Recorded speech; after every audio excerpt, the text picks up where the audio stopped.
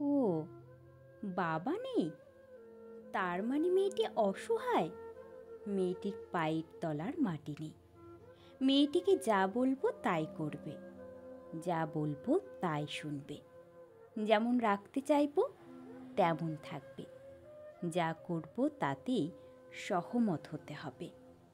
বিয়ের ক্ষেত্রে তো বটেই, জীবনের যত বড় বড় ক্ষেত্রে সুসজ্জিত পরিণত বুদ্ধি মানুষের সাথে বৈঠকে, আলোচনায় বা মীমাংসাতে বসতে হয়েছে, ততবার বাবাহীন মেয়েরা টেবিলের বিপরীতে একা বসেছে, জেনেছে তাদের অস্তিত্বের দৃঢ়তা। বাবা চলে যাবার আগে বেশিরভাগ মেয়েরাই নিজের ভেতরের আগুনকে আবিষ্কার করে না। অনেক মেয়েদের নিজের বিয়ের সম্বন্ধের কথা নিজে মুখে বলতে হয়। বাবার পেশা, পিতৃসম্পদ থেকে সমাজের ভাষায় কন্যাদানটুকুও নিজেকেই বুঝে নিতে হয়।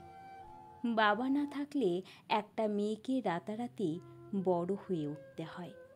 সে চাক বা না চাক, সে প্রস্তুত হোক বা না হোক, তার যোগ্যতা থাকুক বা না থাকুক। যুদ্ধে সেনাবাহিনী কম পড়েছে বলে ঘরের ছেলের হাতে ঢাল তরোয়াল দিয়ে কেউ রণাঙ্গনে ছেড়ে দিয়েছে, এমনই সে দায়। বাবারা চলে যাবার পর মেয়েদের সুরক্ষা কবচ সে নিজে, তার অধিকার আবদার সবটা সে নিজে। প্রথম প্রথম অনেকেই বাবার মতো পাশে থাকার প্রতিশ্রুতি দিয়ে নিজেদের ভুল বুঝে সরে যায়। বাস্তবে বাবার মতো কঠিন পরিস্থিতি সহ্য করে বেশি দিন কেউই পাশে থাকতে চায় না। মেয়েরা বোঝে, অসহায়কে অধ্যত্বে পরিণত করতে না পারলে তারা টিকে থাকতে পারবে না। তাদের চোখের জল নয়, চোখের আগুন দেখে মানুষ পথ ছেড়ে দেবে। একা চলার পথে এই সরল বাক্যটা সে বুঝে নেয়।